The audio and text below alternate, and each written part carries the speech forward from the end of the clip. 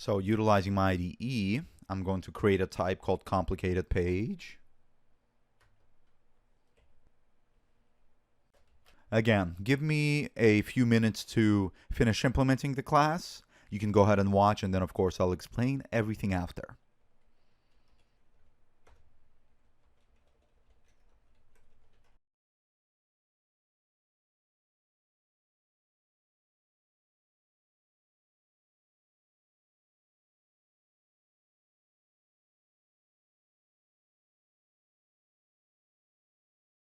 So, as you can see here, I've created the complicated page object. Of course, it's inheriting from the base page, utilizing our object repository pattern. Created a complicated page object repository.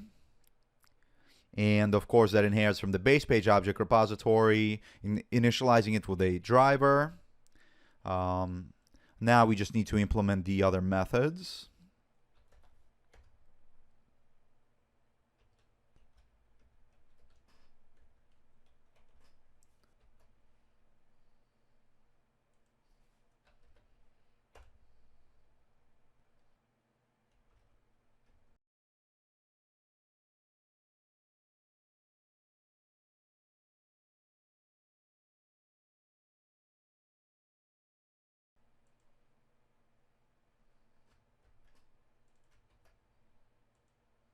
So next, I've implemented the goTo method.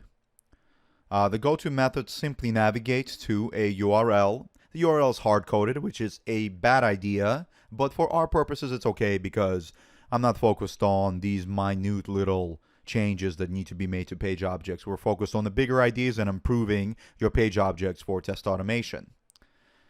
So this is the goTo method, very simple, and then I've implemented the isAt method.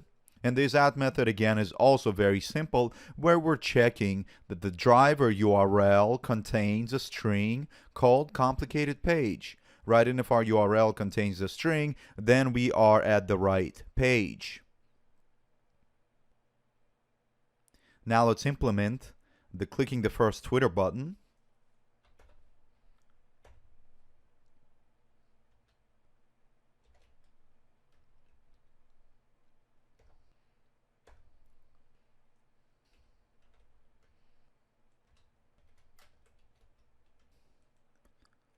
Let me figure out a locator for this button. Probably will have to use XPath because I didn't add any kind of special properties to these guys.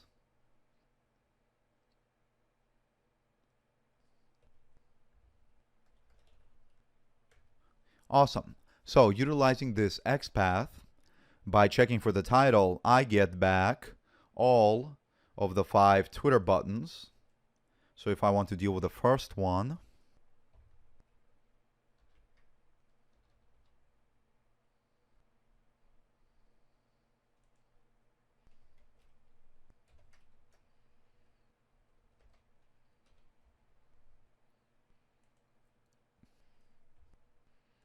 awesome, there you go. So what I've done here, and we'll try this out to see if it actually works, is I've located all elements by their XPath, which equals @title_Twitter. So is going to return me all of the Twitter buttons, of which we have 5, right? You guys can see that here in the developer console that I've ran this XPath, and it returns me 5, and we have 5 Twitter buttons. And so if I want to click on the first Twitter button, I'm just going to get that collection and then get the first element in that collection. And that's going to be the first Twitter button. This is a bad job by me. All of these should have IDs. But of course, I was creating this page just as a sample for you to practice with. So obviously locating them is a bit more of a pain and a bit more brittle, but that's not the purpose. The purpose is for me to demonstrate how to clean up a complicated HTML page into a simple page object class. So I've done that here by finding that first Twitter button. So that about wraps up our test. We've created the complicated page class that has its own complicated page object repository.